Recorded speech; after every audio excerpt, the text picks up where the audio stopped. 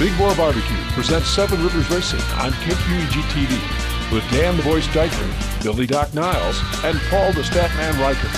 Brought to you by Big Boar Barbecue, Highway 16 West Salem, in La Crosse on 3rd Street downtown and George and Gillette Street. Big Boar Barbecue, now that's a mouthful. By Carey Heating and Air Conditioning, your residential specialist, serving the La Crosse area since 1929. Carey Heating and Air Conditioning. Welcome in, race fans. Second show of the year, 10th year, Seven Rivers Racing, KQEG TV. I am the voice radio man, Dan Dyker. Right here, that's Paul the Penguin Riker. Right down there at the end is Billy Doc Niles. And Billy Doc Niles, who are we brought to you by this week? Oh, of course, we were brought to you by our title sponsor, Big Boar Barbecue. What a great job they do with the food, and it's phenomenal. Also, we got Carey Heating and Air Conditioning. It's cool right now, but it's going to get hot again. Get that AC checked out. Fansarena.com. Check that out right there. J&L Collectibles and NorthstarCustoms.com. Thank you all for being partners in the 2020 season. First night race of the 2020 season, the La Crosse Fairgrounds Speedway last week brought out a lot of activity. Sportsmen, we're going to tell you about. Tomah had some great racing as well. The Bandoleros were there. But Billy Doc Niles is going to get us kicked off on our annual weekly video recap. 21 late models, and there was excitement from the green to the checker. Well, Billy. the cruiser Chris Merrick starts out with the lead, but he had a nice little 8-car tow with him, and Steve Carlson making some crafty moves. If you catch some video of this, you could see some in-car camera work of just some of the neat moves that he made. Worked his way through the traffic just past the halfway point, gets past Chris Merrick, brings along with him Mergic and Gady, but Mergic and Gady can't do nothing with him. Carlson cruises off to his second win of the season. And again, Sportsmen saw almost a carbon copy of what we saw last week. It was Jack Litzheim and Dave Edwards. Remember, they wrecked across the start-finish line at the end of last week's race. Jack Litzheim finally got the final rivet put on his car at 4 o'clock Saturday afternoon, just hit qualifying, and he and Dave Edwards did the same thing again, inside, outside, and this time it was Edwards nosing out Litzheim for the win. This thing's going to start brewing a little bit deeper as the year goes on, but one of our guests, of course, on the program, Sam Niles today, is back and ready to go. Paul Reichert, hobby stocks and street stocks. What a loaded street stock yes, that was. Yes, it was. Street stock feature, Rob Sankfield came from deep in the field, got up to the lead 9 laps in, and he ended up taking the victory in that race. That was a great side-by-side battle with him, and it was that, who was it on the inside of him? Oh, it was a great side-by-side battle. Yes, it was. And in the hobby stocks, Caleb Hardy took the lead, and he actually trained with Brendan Gallagher and Jason Bolster for most of the race, but Caleb was able to keep them in the review and ended up claiming his first win of the season. Airball. Yeah, the novelty event. Oh, yeah. Billy Doc Niles, the first novelty event, second novelty event. Yep. This one was huge. This one was actually pretty cool. You had drivers taking off from down by turn 4 and charging at the ball and seeing, just how much air they could put under it. It was a fan vote afterwards to see who did the best job. And for the second week in a row, Smalls, Jonathan Burbach, takes the win in the novelty event. He now has a commanding lead in the points there after 2 events. Of course, we taped this program on Thursday, so you're watching Thursday, Friday, Saturday. We're going to get you ready for La Crosse's races. Late models, Sportsmen, hobby stocks, straight stocks, and the High School Racing Association will be out for the La Crosse Speedway this week. Let's go down the road and go a day earlier, the Tomah Sparta Speedway. And I tell you what, we had some fantastic racing out there as well. We had a guy that stopped by at his 2,161st racetrack in 85 countries. But the Mighty Bandos were there. Watch this vintage feature, this feature video right here. Alex Hartwig, second in the nation in INEX points last year, and he got this thing done. Colton Pendle did a nice job, though, at a Sparta, first time ever in a Bando. He'll end up taking third, and Jevin Goralski, Laney Osborne, they put on quite the show to make it a 5-car battle towards the end, but Goralski zipped in and got it done. Nice to see the Mighty Bandos back again. Modifieds, man, oh man, our guy that saw 85 different countries of tracks loved the modified race. Yeah, and he loved this one, too. Darren Salo gets the jump from the pole, but he's got Nick Quinnell and Brad Wiles dogging him the whole race.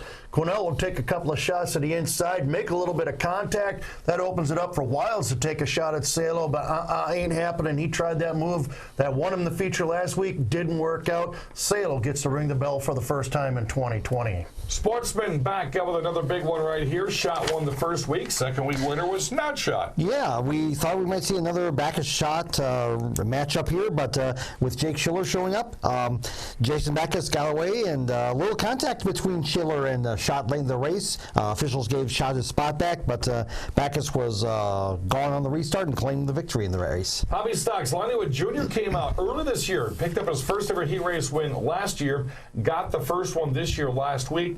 Wasn't enough, though, as Mr. Andy Moore, back row, of course, we've seen him do this before. He gets by some pretty stellar competition, though. He gets past Wood, gets past Alex Rude, and Andy Moore ends up with his second straight win. Looking at the Hornets, a bunch of them swarmed Tomah, Billy. Yeah, Scotty Malem gets the jump on this one and fights off several challenges, but a yellow flag late in this one brings Mike Carlson and Jefferson competitor Brian Gottschalk, I'll get it right yet, to the front there. He Carlson gets past Malem, brings Gottschalk with him, but Gottschalk can't do anything with him. Carlson would ring the bell, but he wouldn't make it through the tech line. Gottschalk would have awarded the win after the tech inspection. And we got to back up just a tad bit. Tilly Babcock, first race of the year. She brings her Hornet car out. She gets loose out of turn 2. The throttle sticks off of 2, wide open down the back straightaway. And this was the end result in the turn 3 wall. Yeah. Man, it was nice to see that she survived that one. 6 shooters, Paul. Yes, Sean Warman came up from Rockford, led the way, but Dan Fry, Matt Moore making their way up front, got by him late in the going. Actually, Moore got around Fry and ended up claiming the victory. Tomah Sparta Speedway. Check them out on the internet. Also on their Facebook page, you can find the schedule for what's coming up here. There has been some changes in the schedule, so make sure you stop off and see that. Sportsman driver Sam Niles, sportsman driver Ed Ross, all coming up. That's part of today's big show on KQEG TV. You don't have to fly to Kansas City to get great barbecue. Hear that? That's the sound of breakfast. Jerry here, and breakfast is back at Big Boar Barbecue. Come join us Monday through Friday, serving breakfast from 5:30 to 11. Pancakes, waffles, biscuits, and gravy. And yes, eggs too, any way you want them. Choose from 3 different hashes made fresh to order. Pulled pork, brisket, or boudin. Yes, sir, breakfast is back at Big Boar Barbecue, and it's a mouthful. American Standard Heating and Air Conditioning is built to a higher standard, so you can focus on the problems in your life that really actually matter. Like figuring out which remote turns the TV on, or the smell in the vegetable crisper that in no way can be vegetables, or finding your phone when you leave it on vibrate. Whatever you're worrying about, it won't be this. American Standard Heating and Air Conditioning, built to a higher standard. Welcome back, race fans. Summers Racing KQEG TV, presented by Big Boar Barbecue. It's that time of the year, Billy Doc Niles. I don't want to eat in a restaurant like most people are complaining that they want to do. I want to sit outside Big Boar Barbecue on a picnic table and eat barbecue outdoors. Barbecue, their new chicken, everything on their menu is so delicious. Garlic mashed potatoes. You see how big I am now? I could be twice the size if I tried to eat everything on the menu. See, now I'm going to really upset our guests, because I do want to remind you that we will be doing our show probably once or twice from Big Boar Barbecue, where they feed us quite well. And our sportsman driver, Sam Niles, is thinking, man, and they stuck me in the studio to do this interview. Sorry, Sam. Sometimes you got to do what you got to do, I guess. Well, how about we will think about you as we're devouring all that barbecue, though. I am honored that you would. And your Uncle Bill might even mention your name several times. The shredded pork might remind me of his hair or something. Oh, ouch. Always something. Big contest we have on our radio page is what Sam's going to do with that hair. And I told him during the winter, I like a full-blown mullet. He liked the idea. Some people wanted to see the man bun. Then there was a combination of both, so we put it to a fan vote. And right now, out of about 40 votes, I think we're tied. So we may either have to come in and talk about maybe a mohawk or just extend the conversation? See, I don't know about a mohawk. I'm content with a mullet, but you know, I don't think I could pull off a mohawk. I get no vote. I got no dog in this race. I'm just going to pick on whatever it is. Yeah, I know you will. Sam, one of the names we mentioned late last year, early this year, is one of the contenders who won the Sportsman Championship at lacrosse. Season didn't start out like that, though, and you said you were pretty embarrassed by the showing you had in week number 1, which was no fault of your own. Yeah, I mean, we had some mechanical problems. We had a clutch that was slipping in third. And, you know, it's never what you want to do, just going out and running around in the back. For me, I want to go out there every week and do the best that I can and improve myself.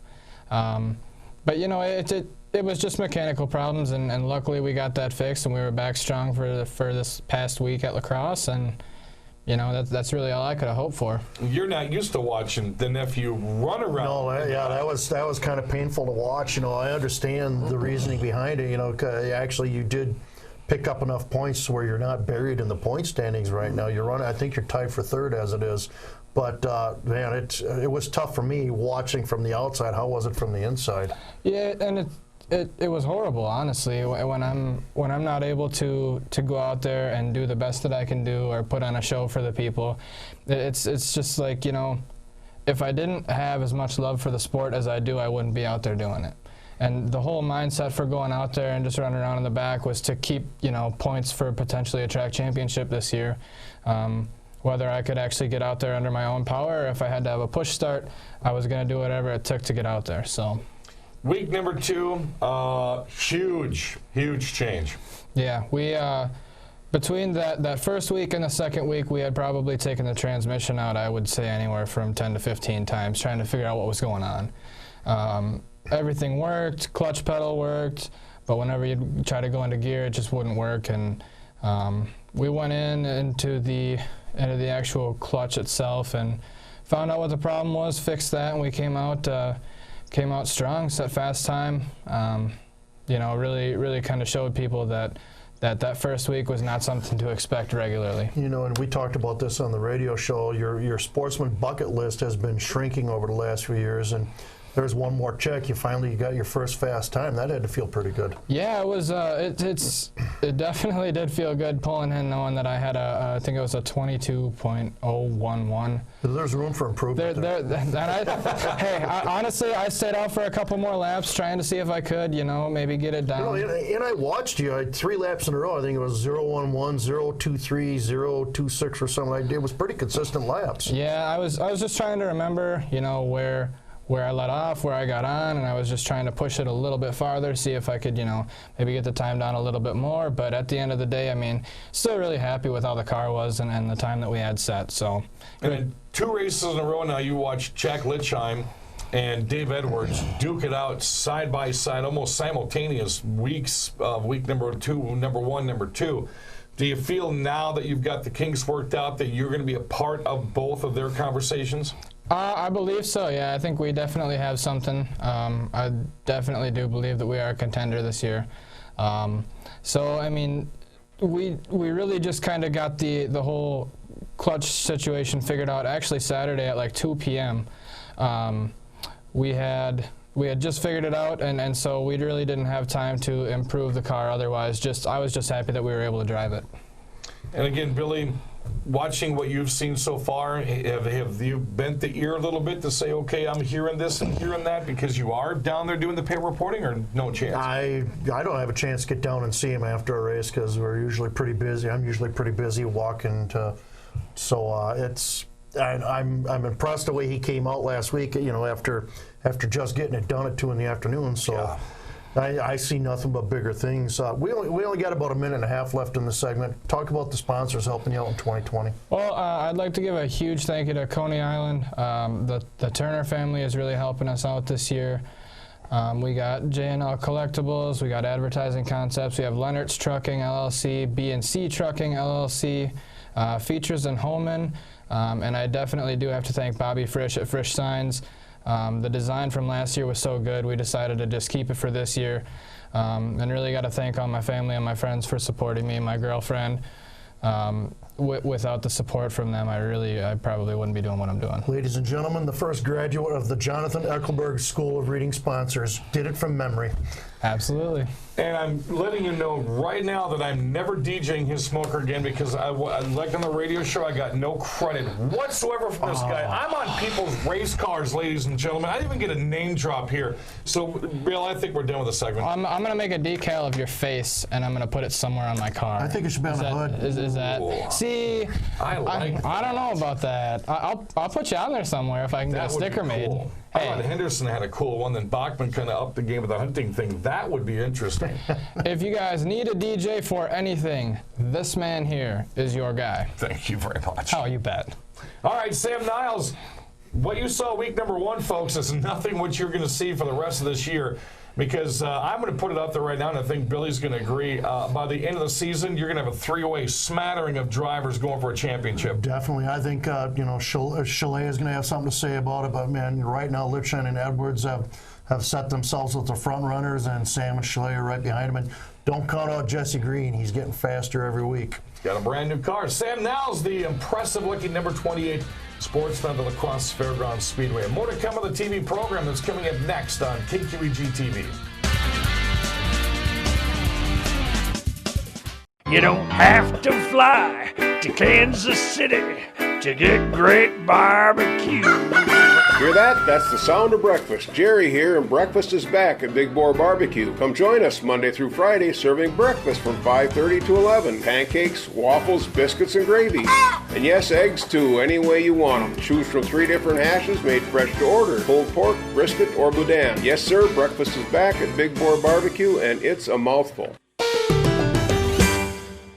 American Standard Heating and Air Conditioning is built to a higher standard, so you can focus on the problems in your life that really actually matter. Like figuring out which remote turns the TV on, or the smell in the vegetable crisper that in no way can be vegetables, or finding your phone when you leave it on vibrate. Whatever you're worrying about, it won't be this. American Standard Heating and Air Conditioning, built to a higher standard. Welcome back one more time. Big Board presents 7 Rivers Racing KQEG TV. Remember, 7 Rivers Racing on Facebook. We put all the shows up on Facebook once they've aired on TV about 6 or 7 times. 7 times. And the YouTube channel. Yes, the KQEG YouTube channel. I think you can hit the link through their website, kqegtv.com, and you should be able to find all of our past shows. These two stunning gentlemen sitting here right now are going to stay with the sportsman attitude of the program. He's been away from the track for 12 years. He is back. It's not been the best return, but it's called baby steps, and that is the number 18 Sportsman pickup truck of Ed Ross. How are you, buddy? Not bad. How are you, Dan? Love that truck. He loves the tune-in app during the radio show. I love the truck, and I've told you that numerous amounts of times. He teased me this year because he watches what everybody else does. Hey, Dyker, look, I'm going to race. I have a tire. Hey, Dyke, look, I'm going to race. I see a fender. He did this like for almost 2 months until I got to see the actual complete truck, and man, I was stunned. Yep. You really have to be impressed the way that thing turned out. I am blown away. When we were painting it, we threw different paint schemes at it, and I didn't like it, and I stumbled across this, and I fell in love with it. You got to admit, that's a nice looking truck. That is a sweet looking ride right there. And one of only now, the first year I announced at La Crosse, Millis had the 98 truck, and I think there was one other truck out there. Like a purple or maroon truck. A maroon truck, yep. And then you've had Lockingtons have had a truck out there, yep. But you're one of only maybe 5 or 6 that I can never remember even competing on a weekly basis at La Crosse. Yep. I think a few years ago, last time I seen a truck there in the Sportsman division, Dakota Miller ran the Millis truck at Fest. Why aren't there more trucks racing out there? I love them. Oh, it's we have minivans. Why not a truck class? Figure over the last few years, the Sportsman class kind of got a little more competitive than it had been. Got away from the different varieties of cars, and now with some of the adjustments in the rules, you're seeing the variety come back with the modified now, with the truck now. Hopefully we see some more cars that are different than the norm come out. So it, what was the inspiration behind the truck? The inspiration behind it, like 4 years ago, Brad Schrader and I talked about me buying this, and I've known about the truck and I like the look of it, but I just never could get the funding to buy the truck, and then the price finally fell into my lap, and I can't thank him enough for it. Nice. You know, and then when we were getting ready to start painting stuff, she goes, "We're doing a Kyle Busch paint theme," and it looks good. And of course, that is in honor of this little guy that's sitting over here that I think everybody knows. His name is Cooper, and I think it's safe to say, Cooper, you're probably Kyle Busch's favorite race fan, don't you think, Ed? Yeah. Everything he Kyle has Busch is Kyle shirt, Busch. yeah. Championship shirt on there. But and that kind of leads to something cool that we saw at practice days. Is Bill is going to ask you about your sponsors here in a couple minutes. Something we noticed in the back and in the entire bed of the pickup truck. If you donate, you can sign the truck, and I had the honor of being the very first one to sign it during practice day this year. But that means a lot to you and Mila and Cooper. Yes, it does. As you can see, my son's handicapped, and he's got spinal muscular atrophy, and short for SMA. All the proceeds are going right to the UW of Madison at the end of the year, and my employer, Melrose Auto Clinic, is matching anything that we've raised, and we're off to a good start. Saturday night, it blew me away how many people come over to sign it, and I hope it continues like that throughout the year. And of course, UW's getting a piece of your truck as well. Yes, we're going to donate all the tin off the deck lid that we can, and it's going to be great at the end of the year. It's awesome. Going to be, you don't know what it means to me. Well, the start to the season, your practice went great, but the start to the season hasn't been what you hoped it would be. No, it wasn't. Brakes are not a good term in the Ross family right now. No, the brakes have been a big issue ever since that first practice. The truck was good, and we noticed we had a little bit of a brake issue, nothing serious. We thought we had it fixed. We brought it down to media day, and from there, it's just been a thorn in my backside. And It was media day. It was the first race. Then it was the open practice on a Thursday. Yep. And then the brakes have continued to be a ghost in the machine up until last weekend. Yep. Last weekend was, I probably should have left it parked, but I couldn't afford it to leave it parked. And, I'm not there to, well, we're all there to win the championship, but I'm not in contentions to win the championship this year. But I can't afford to be last in points neither. And to let my sponsors and the few fans that I do have with the truck already, I can't let them down and not race it neither. But I'm hoping this week here we've got something different. Well, you segued into it. I don't mean to cut you off. We only got about a minute and a half left here, so talk about the sponsors that are helping out this year. Yes, I got Melrose Auto Clinic on board, and I can't thank them enough. Nelson's Diesel and Dozine, Laufenberg Show Cattle, Crazy K's, and Nordstrom's Building and Lumber. And I can't thank them sponsors enough, any of them sponsors. They've helped me out more than I could even imagine. And if it wasn't for some of them, I probably wouldn't have got the truck to where it is. Now, should I save him real quick? And J&L Collectibles. Oh, no, it goes above and beyond that, because the beautiful Mila, his fiancée, is standing back here, and I've seen her in the engine compartment of your car. You better thank that woman. I owe her everything for this truck. She was out there, sanded that truck down. She helped put that truck together. She pretty much put the body back on while I was at work. I mean, for 2 weeks straight, she lived in that garage with Cooper out there with her. Saw the pictures. It's, I owe it to these two. it wasn't for these two. I'm guessing if he's a big Kyle Busch fan, you're probably a close second on the list then. Yes, pretty much. Pretty much. Maybe third, because Mom comes first. You're going to see Ed. He's going to get better and better. I mean, he's got no place else to go but up, and once he gets up there, he's a strong competitor. First time he's been back out in 12 years, and he's going to be running for Cooper and Miley, his sponsors, that fantastic number 18 Sportsman pickup truck. Ed, good to see you back. Been a longtime friend of mine and of the programs, and we look forward to seeing what that truck can do this year. I can't wait to see what it can do myself. All righty. Ed Ross, look him up on Facebook and get down in the pits. Get down there with a $5 donation or whatever you can donate, and get your name on that whole back end of that pickup truck, because it's going to end up down at UW-Madison. Billy Doc Niles, we've got some great sponsors as well. Yeah, we got to thank our 2020 sponsors, of course, Big Boar Barbecue, the title sponsor. Get over there and get some. Hey, they got great breakfast on the weekend, by the way, too. Carey Heating and Air Conditioning. It's finally cooled off a little bit now, but you know there's going to be some more hot weather. Get that AC checked out before it gets hot again.